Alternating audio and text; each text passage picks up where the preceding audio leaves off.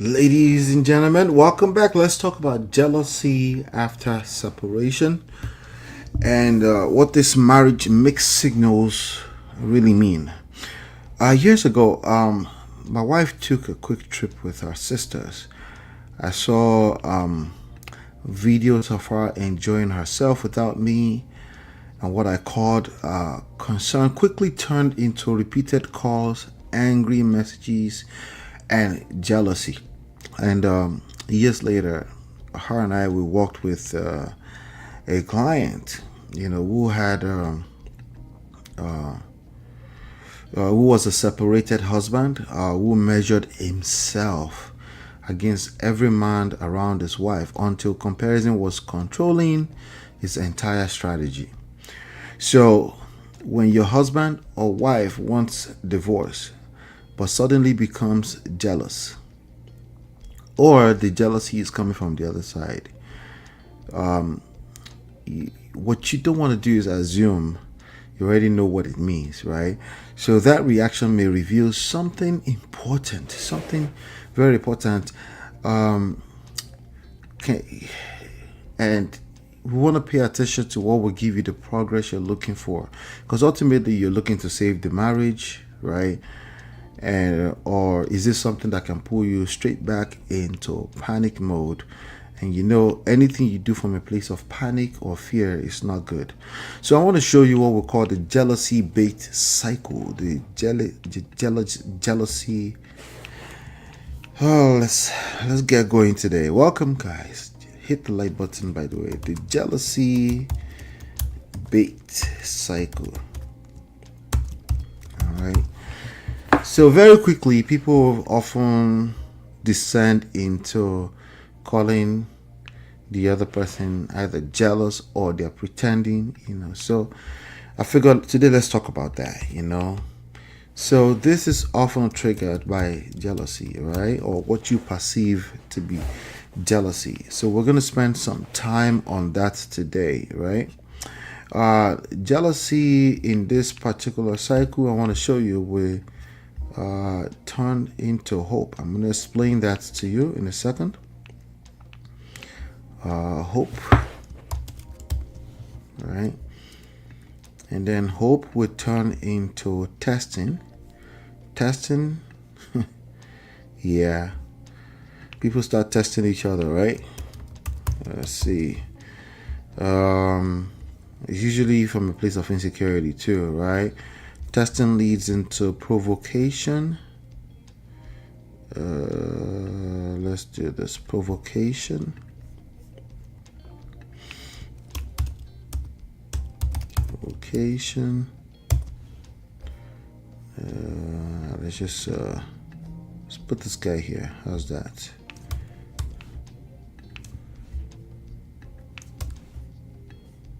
Put this guy here. Alright, so testing leads into provocation. And provocation leads into reaction. Okay. Your reactions are actions you're responsible for at the end of the day. I hope you know that. In these scenarios, you don't get to say, they made me do it. That doesn't work out well, right? If you did it, you did it. Yeah. Okay. Reaction leads into confusion.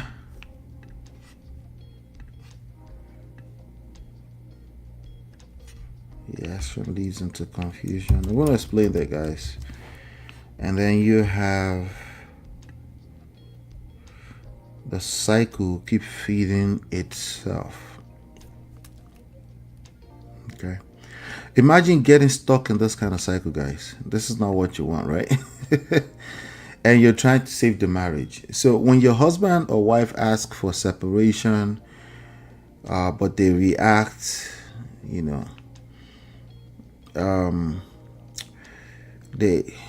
react jealously, right? Let me say they react jealously to your independence. Maybe or you react too fast or jealously to their independence, it should be because you're the ones trying to save the marriage, right? It might feel, right, like the clearest sign that something else is going on, right? But one reaction cannot tell you whether you are seeing attraction, uncertainty, pride, fear of replacement, or a temporary emotional response. So the right interpretation depends on the history of the marriage, the present level of separation, your previous begging. Maybe you've begged way too much. Maybe you've lost yourself. Sometimes it depends on your childhood, right? Your childhood trauma as well, and what else is going on with your personal life and what happened immediately before the jealous behavior, or what was perceived as a jealous behavior. If that's your situation, you will need help, okay? If you're looking to work with me, you can go to getmymarriageback.com/discovery and book a private discovery session, okay? That's Get My Marriage. Let me put that on the board so you can see it clearly. Getmymarriageback.com/discovery. mymarriageback.com/discovery. All right, so you want to go here so you can book a private session so we can go through your unique, because everybody's story is different, as you can imagine. Okay. And what happens is that we will take 60 minutes. We can examine the full pattern with you and help you determine the most responsible next step for your marriage. All right, now with that being said, that out of the way, let's go through this cycle. Let's see what we're dealing with here, right? Jealousy. All right. So a lot of time people will say, well, my husband is jealous of me, right? It's a fancy word to say my marriage is broken down completely. Usually, pride is now taking place. Pride is taking control of the relationship. And no, I'm not talking about the type of pride where it's obvious that somebody has a over bloated sense of self. The one that the favorite word for that these days is narcissism, right? Not that. I'm talking about maybe narcissism, but it's pretty much very covert, right? It's hidden, and oftentimes the person doing the accusation is the narcissist, because it's not always obvious, right? But anyway, let's say your husband, your wife reacts, or let me say, as a husband or your wife, you're reacting, or they're reacting to when you go out, right? They've asked for separation. They've asked for divorce. They've argued you down. You've determined that, okay, maybe there's no way out here, right? And they're acting jealously because you went out, because you went on a trip, right? You improved your appearance. You're trying to be a better version of yourself, right? You're no longer as available as you are. You've tried everything in your power and you've given up. Maybe you've given up. And maybe they start asking questions, right? They start making sarcastic comments, almost seeming like they're interested in you, but you kind of know different, right? So let's say they start monitoring your social media too. They become irritated with you from time to time, but it's like very conflicting. It's very, but anyway, bottom line is that they start showing some kind of interest in your schedule, but you can smell it that it's coming from it's almost seeming like it's jealousy, or they just confused at best. The reaction is real, right? But there's a meaning to it. And I want to work with you on that, right? Today I want to work with you there. So that if you've been trying to save the marriage, you start interpreting that reaction as proof that they want the marriage back, right? Yes, of course, right? Because why would you care so much, right? Oftentimes I ask people, I say, hey, What is the opposite of love? And 100% of the time, most people get it wrong. They always say hate, and it's not. It's indifference. It's when somebody doesn't care. But when they start caring, right, you start to wonder. So that gives you some level of hope, right? After weeks or months of rejection, the jealousy feels like emotional oxygen, right? So you begin thinking that the separation is ending. The divorce there was not serious. They've been asking for divorce, but it's no longer serious, right? So maybe you're feeling like, okay, attraction is fully returned. Hope itself is not the problem, because hope will be a good thing in this respect, right? The problem begins when hope becomes certainty without enough evidence, because it's very important, right? For whatever reason, the marriage broke down, but then they're giving you some kind of false hope, right? At least you're suspicious. At least you don't feel like. So you begin checking whether you can reproduce the reaction, right? So you engage. You're like, maybe this is a good thing, right? And you may even mention plans unnecessarily related to what you had before, but you're getting excited. You know what I mean? So you start overthinking again. You start going through this whole thing. You emphasize that.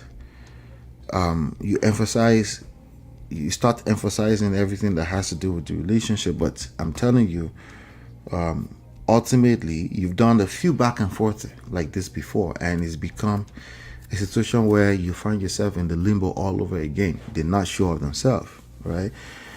So you begin performing independence for an audience, right? So you go back and forth, and you're last trying to play all these games. That's a big problem. So what are we talking about now? We're back to provocation. Now we've gone this far at provocation. What do I mean by provocation? Right? Testing gradually becomes intentional stimulation. You post carefully selected pictures. You're performing. Right? You become vague about where you're going. You mention another person. You exaggerate your social options. You're making things look bigger than what they actually are. You're performing, right? You may tell yourself you're simply showing confidence. Confidence is sexy, indeed, right? But your real objective is to extract another jealous response. You're leveraging jealousy. You're trying to use jealousy to get where you want to go. At that point, attraction has been replaced by manipulation. Again, on this internet street, you're going to learn a lot of stuff. You're going to try to implement a lot of stuff that you learn in the spirit of trying to save your marriage. You have to be careful. So what happens? Your partner responds emotionally, right? They may even become angry, right? Because now they're trying to make decision to stay in the marriage or not, but they don't feel like it's their decision, right? So they become angry. What happens? They start accusing you. They might even go colder, even worse. You might even lose more trust, right? They lose more trust. Why? Because everything what they were doing is almost like it's coming off as competitive, right? Or, intrusive to their very nature. It's not your fault. You're just trying to see if you can save the marriage. But it's been a lot of mixed signals, right? Sometimes you get hope, sometimes it's false hope, sometimes they're actually drawing closer to you. They just seem confused. So it's not your fault. But I'm telling you right now that you want to be careful to not get into this state of confusion. So the best you have in that kind of situation is confusion. It's not your fault. You know why I keep saying it's not your fault? Because marriage is complex. Even worse, human beings, we are complex. Okay? We're very, very complex beings. So what's the reaction you're getting? Sometimes they're angry. Sometimes, it's just very, very confusing. It's mixed signals, right?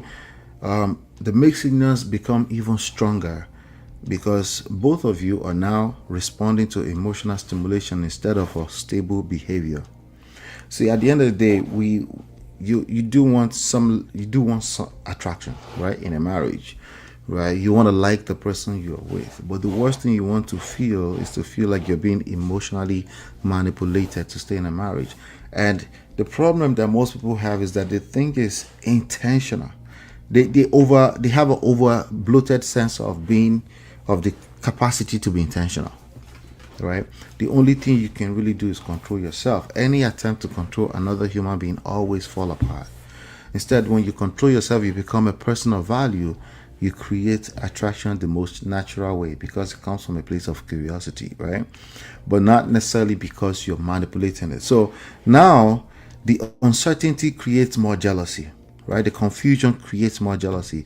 Your husband, your wife becomes more alert to your behavior.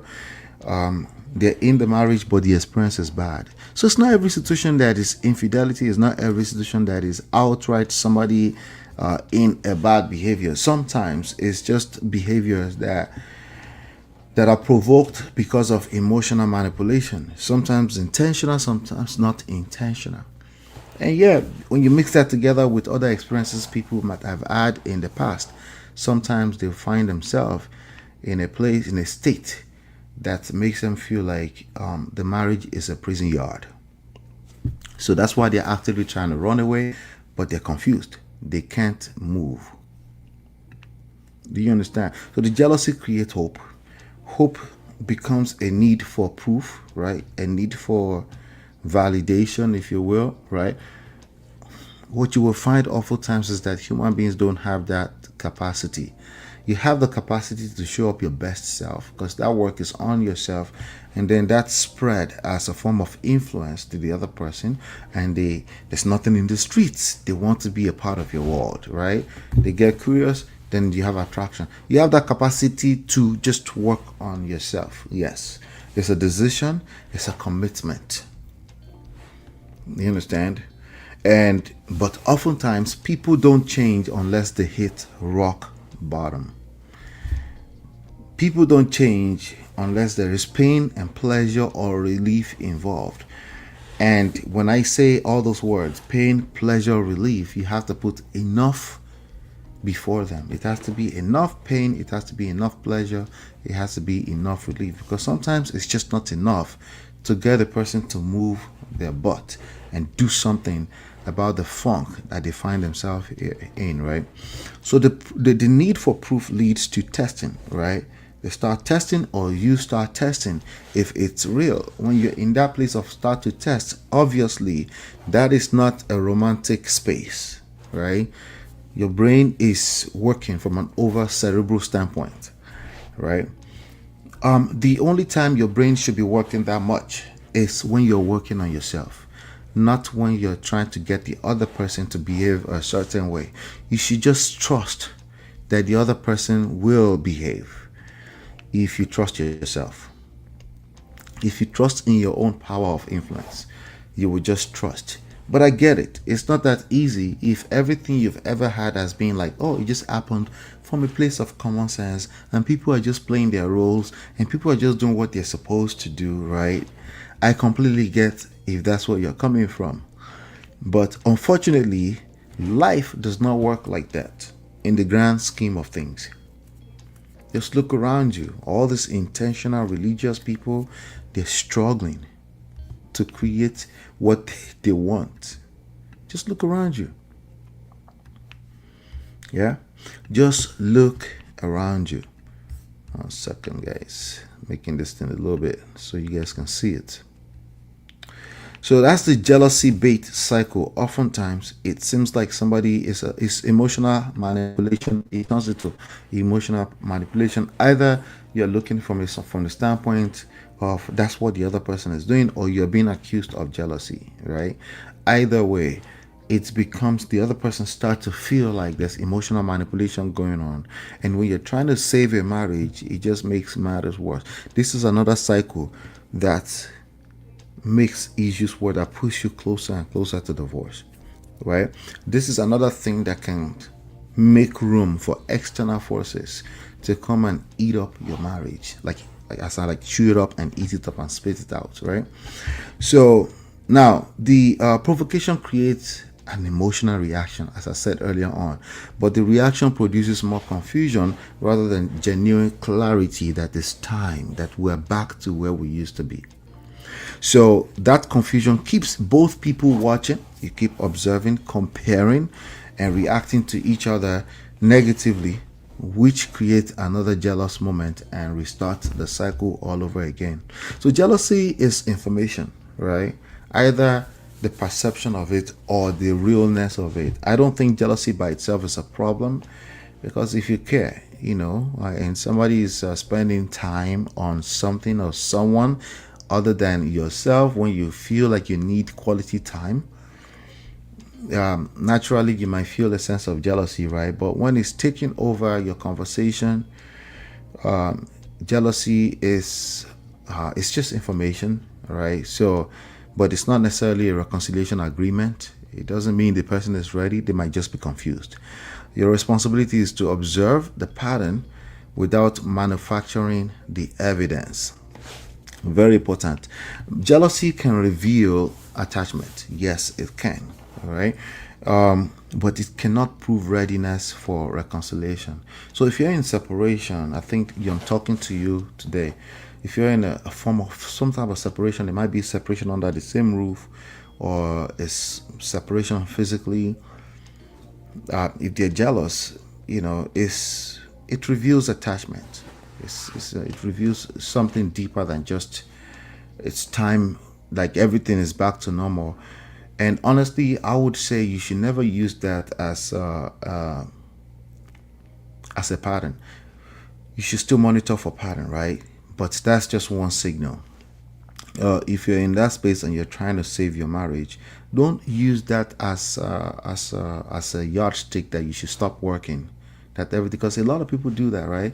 You start working a little bit. Maybe you went to a counseling session, right? And then after they've shown a little bit of interest, you go back to the point I'm making here is that you go back to complacency, right?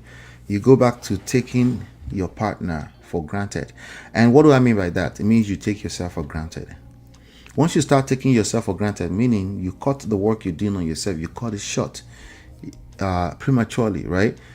When you do that, you're going to go back to your equilibrium, to what got you in trouble in the first place. You never want to stop work. So there's issue here, right? When you're working on yourself, not only are you working on, you're learning some new things, you also need to set up what we call a sustainability system, something to help you keep going even when the reason why you committed to a process has faded away. Actually, that's the real meaning of commitment. There's a guy, George Zalocki, from years ago. It's a motivational speaker. He gave a, let me see, George Zalocki. Let's see if he's still around, right? He gave a definition for commitment, and it's simply meant, George Zalocki, exactly. George Zalocki at that time said commitment means you do what you said you were going to do long after the mood that you set it in has left you. Very, very important, right? It's easier said than done. You set up a commitment. You said, I'm going to work on myself, right? I'm going to do everything in my power, right?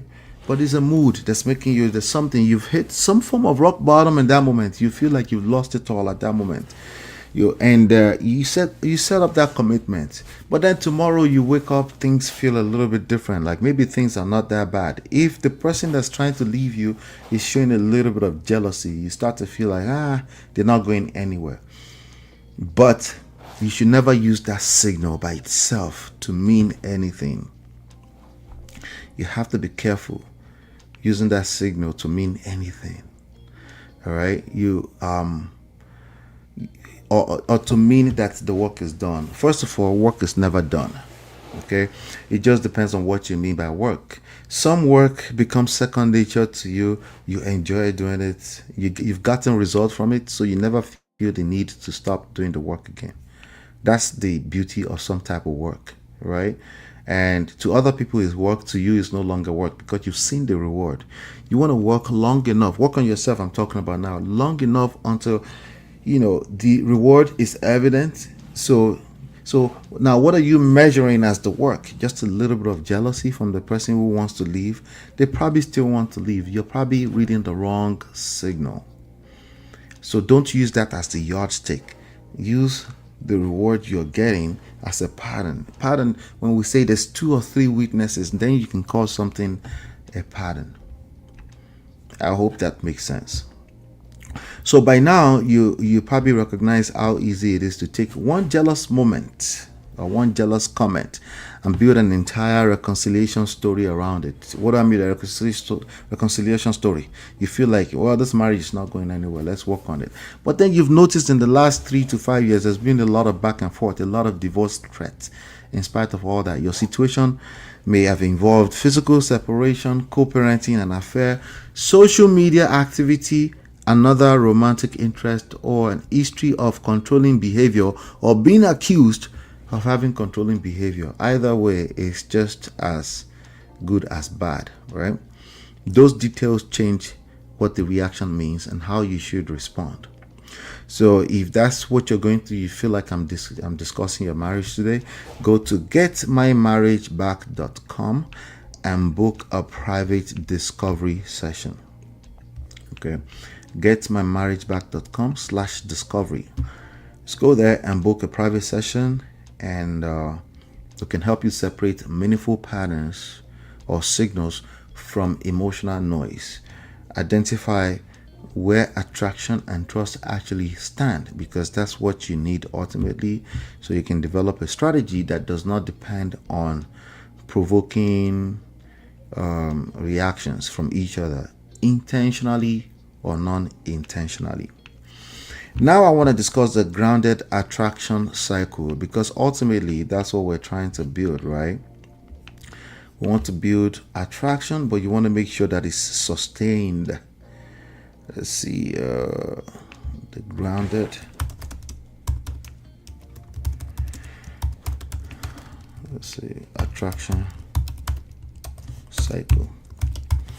When I say attraction, I mean consistency in liking each other and wanting to be around each other. If you can create that, no one is going anywhere. Okay, but it has to be sustainable, so it can't be back and forth. Just because somebody is sexually attracted to you does not mean they're not going to divorce you, because the emotional pain might be greater than all that. In fact, sex might be the last thing on their mind. So this is provoked by the same trigger. Okay, I said provoked by the same trigger. Figure that, right? Jealousy, right? Somebody is showing jealousy. They're showing that they're jealous, even though they want out of the marriage, right? So it's confusing. So instead of going in the direction of reading that as a form of hope, I guess hope is not a bad thing, but hope is a terrible strategy, right? If you're trying to save your marriage and you want to do it once and for all, and you want to do it right, you want to take a little bit of a different strategy, right? And it will start with the first core pillar, which is grounding. All right, grounding. Okay. From grounding, you're able to observe without getting overly excited. All right, so we're going to go into observation. Observation does not stop your life. In fact, if it stops your life, let's not call that observation. That is more like obsession. Okay, a lot of people are just obsessed, and obsession, right? Obsession will naturally come from a place of rejection. When you experience any form of rejection, to naturally, but when you get a mixed signal that you're not sure if it's rejection or jealousy, that can also create obsession. So obsession is not what I'm asking you to do. Just observation. You're married to this person anyway, so your life is intertwined. So you're paying attention. Doesn't mean you're losing what I call purpose. So observation actually will give you purpose. Okay, now you're operating from a place of purpose. All right. So let's do purpose. Let's put purpose on the chart. Purpose is very important. All right.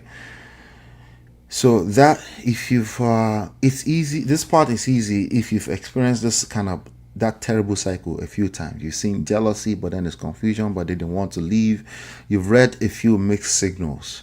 So purpose is going to be very useful for you because that's what's going to drive everything else that we're talking about here. It will drive value. Okay. Purpose will drive value. And value will move in the direction towards closer, move you closer to attraction. Okay.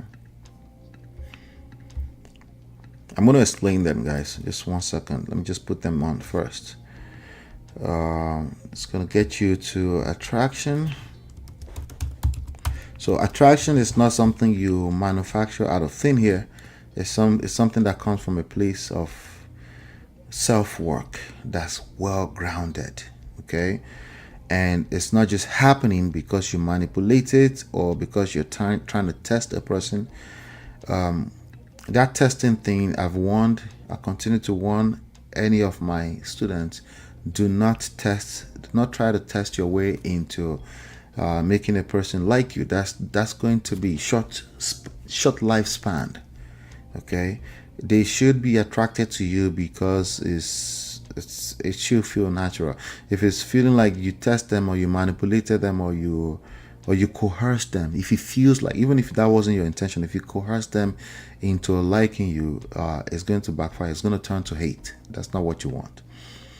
All right. So attraction creates stability. So even when jealousy happens again, you know exactly what to do with that. Okay. So now we can create stability as opposed to the back and forth that you tend to experience. Let's see. All right.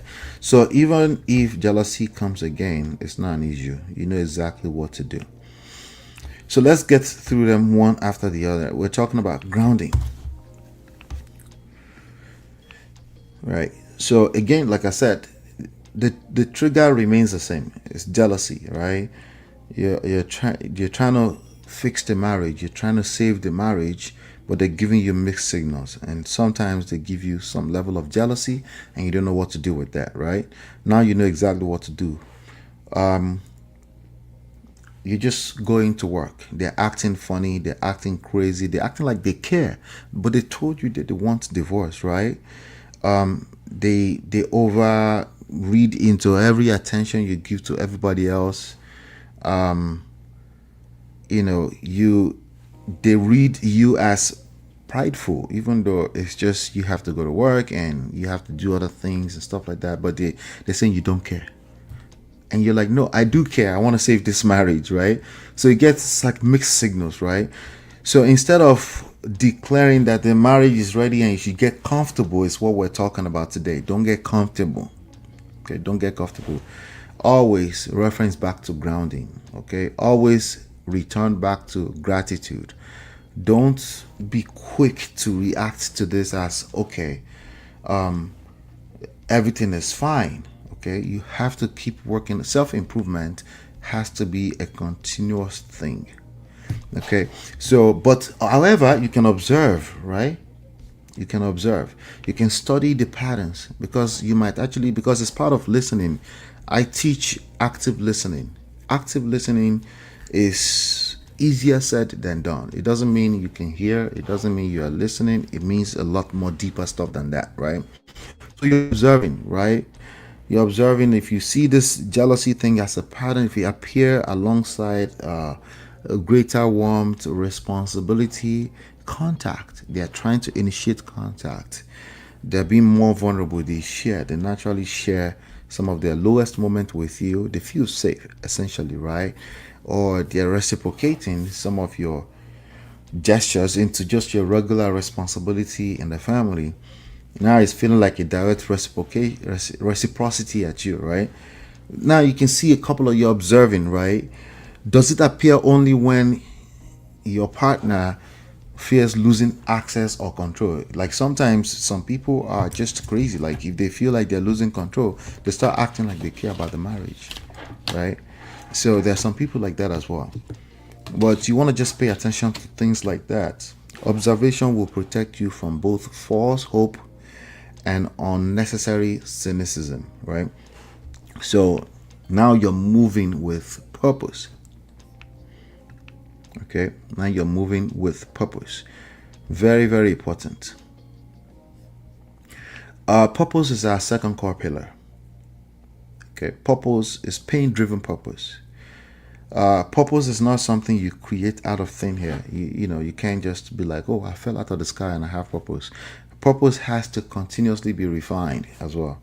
Purpose is your life mission, and your purpose is greater than you. So of course it's greater than the other person. You can't ever disconnect from it. If you disconnect from it, you're going to have a lot of time for a lot of nonsense that comes with emotional noise between you and your husband or your wife. That's going to happen a lot. So, but when you don't, you know what they say about the devil's mind, right? This devil's playground, not the devil's mind. The idle mind is the devil's playground. When you're just not busy in life, there's time for a lot of nonsense.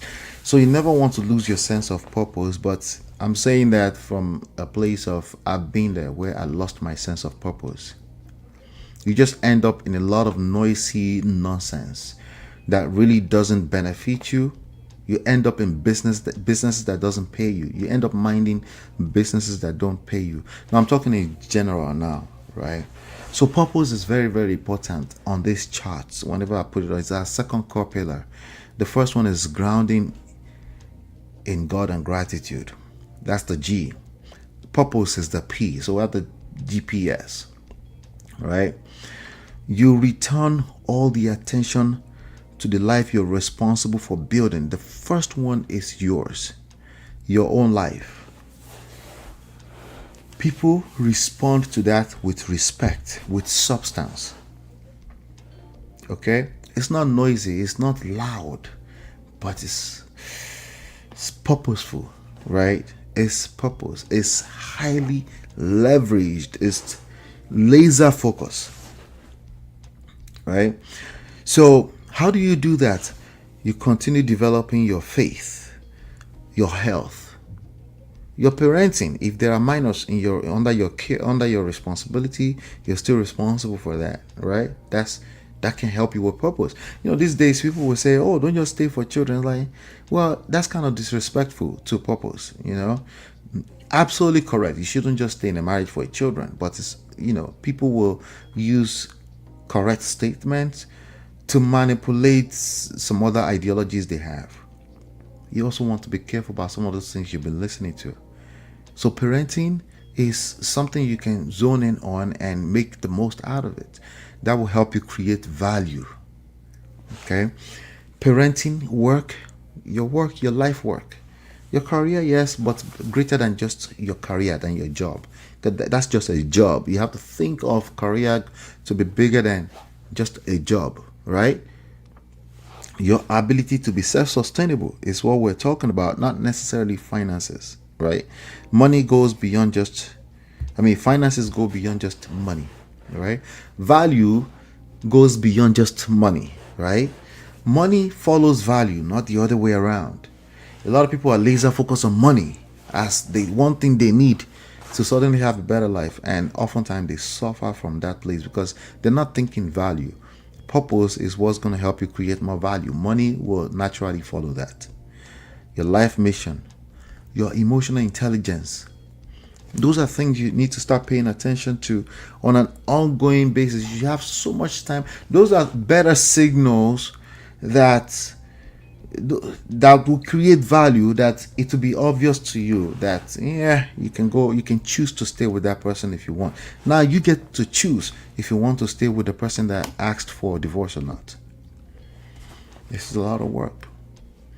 All right. And every time you get some kind of mixed signal, such as jealousy coming from the other person, or the confused, it might throw you back into complacency. And we're not talking about the marriage at this point. We're talking about you. You're losing yourself. So your purpose should never disappear just because your estranged partner is showing some interest. Okay, let them show some interest. Let them fix themselves too. Let them spend. It's going to be difficult because if you've been rejected before, you remember you had a little bit of obsession, maybe. Obsession. You need to avoid that.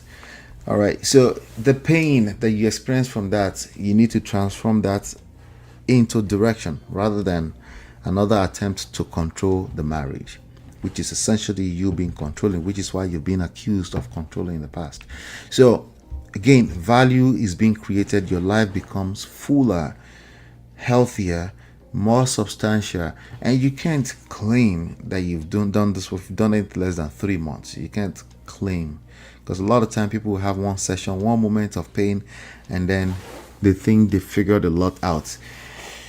Yeah, like I said, some people don't change until they hit rock bottom. Okay, so there's no need, you start creating value, but you understand that you need to keep doing that, right? You're not just busy trying to announce every little one signal, right? You need to be reading out for a pattern. Okay, when you do enough of that, you're able to build attraction. You're able to build the level of attraction between you and your husband. You need to build that to a certain level before you even talk about the marriage, before you bring up the marriage again. Try that, right? A good marriage is a function of the persons inside of it. If the people in it, if they are trash, the marriage will be trash. If at least one person is trash, the marriage will be trash. Yeah. So when we're talking about value is advertised. It's not advertised. You have to live it. You live it. It's just who you are at this point. Naturally, attraction follows. All right, your presence becomes more appealing because it is no longer driven by panic. And the last thing they want to show is jealousy. Jealousy is just such a negative thing that you don't want to use that as any meaningful signal, right? It might mean something is gingering, but that's about it, right?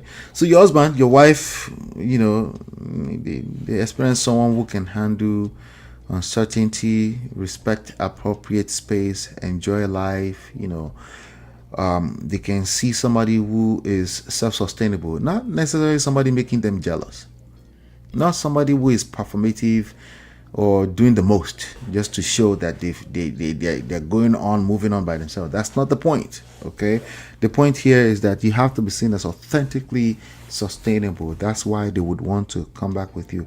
They might show some jealousy if they notice that other people are taking your attention, but again, that doesn't by itself mean anything. Okay, attraction will definitely increase, but it's not your permission to manipulate, because now we're talking about marriage. Right? It's not just some dating relationship stuff, right? So you have to take this seriously. You're trying to build an empire. So you're trying to make sure that the pillars are right before you even do anything you call marriage. Right? It's probably the first time you're building a foundation, a real foundation for the first time. Like all people that get married, say I do, they don't know what they're doing. So you find yourself in this mud and you're trying to rebuild it, but you lay one stone at a time. The first pillar is you as an individual. Okay, so if you remain consistent through both warm and cold responses, all the mixed signals, right? A jealous moment does not make you start begging again, because they're going to throw you into confusion if they're confused, right? A distant moment does not make you collapse your work on yourself and get complacent again, right? You continue observing, you continue growing, you continue responding with self-respect. Key to respect. You continue in that consistency, right? That's what we mean by stability. It gives that genuine attraction enough time to reveal whether it can sustain. right? You give it some time. Time is your friend now because you're no longer in a rush. Because remember, you're self-sustainable. Okay, and all of that feeds grounding even better, right? Because you're getting evidence, the attraction, the value, you're getting evidence. So you just want to continue, but you never want to stop. So you want to do it in a way that's sustainable, that it becomes a lifestyle. Okay, so even any other jealous reaction which happens in life, I struggled to call jealousy a negative thing earlier. I don't think it's negative. It's human emotion, right? Any other jealous reaction may occur because this is real life. But this time, it goes through grounding. You understand better. You've seen enough evidence to go the route of grounding, to take your time because nobody is rushing you and you're not in a rush. You're self sustainable all by yourself. Right? That's the place where you're going to enjoy love the most, where you're self-sustainable, when nobody is needy, when nobody is clingy, when nobody is acting like they couldn't survive without the other person. You take care of each other for yourselves, but you don't try to force the other person to do that. You become the example, right? You become the example. So understanding the principle is this one is a tough one, to be honest with you. But it's also one of the most dangerous stuff when you're trying to save a marriage, right? Understanding the principle is easier said than done. But it's easy. It's still easier than when you are actually living with a person and you're in a separation, or there's been betrayal, sharing a home with a person you kind of like, but you hate them at the same time. A person you have to co-parent together. You're dealing with another entire human being entirely that have to be in your face, in your space from time to time, right? It's difficult in that space. So you will need help deciding how much information to share, whether to accept an invitation, when to discuss the marriage, how to respond to intrusive questions. That's clearly coming from a place of jealousy, or whether the jealousy is accompanied by a genuine movement toward reconciliation, right? Having a support system through the process of saving your marriage is key. Okay, starting a marriage, having support system is key. Creating damages, living together and doing marriage, and then there's been damages, and you're not sure if you can come back and save the marriage again. Having a support system through that is key. Okay, key part of that process. So if that's something that you feel like I can help you with, you're in the right place. Just go to getmymarriageback.com/discovery and book a private discovery session. We can examine the pattern in your specific marriage, because I know that there's a lot more than jealousy going on, right? And then we can look at your specific marriage and help you apply this lesson. Okay, I gave you a universal roadmap, right? Good, you can apply, but at least you have an understanding. But again, that's the easy part, to actually implement it and to sustain it, and make it into a lifestyle because this is stuff you need to do anyway. That requires a support system, requires a certain level of skill set. Okay, because the emotional overreactions are real, and they will throw you a curveball from time to time.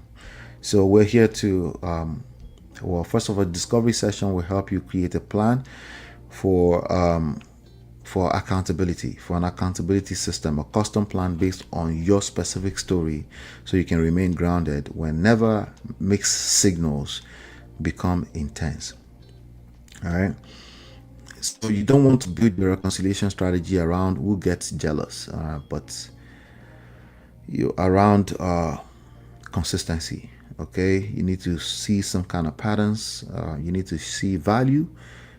Continue to repeatedly show up, and that's where you want to be operating from. All right, I hope that works. Let's see. Yeah, absolutely. Yes, you can save your marriage, but there's going to be it's a uphill battle.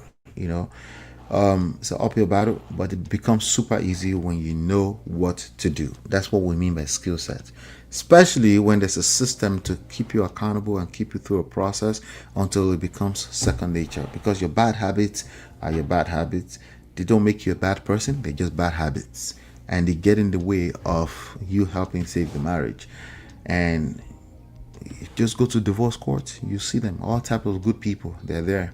Okay, so there's no question about if somebody is a good person and a bad person and a good partner, none of that. Okay, it's about skill set. Do you have the skills? So if today's lessons helped you, I'd appreciate if you like this video, subscribe and share it with someone who needs it. I'll see you on the next video. Take care and God bless. Peace. Are you fighting to save a marriage or a relationship, or simply avoiding to end up in a broken or toxic one? We've been there and you're in the right place. You see, inside this book, right, you will find and you will discover the secret to save a broken marriage, and you will learn how to build and attract the marriage of your dream.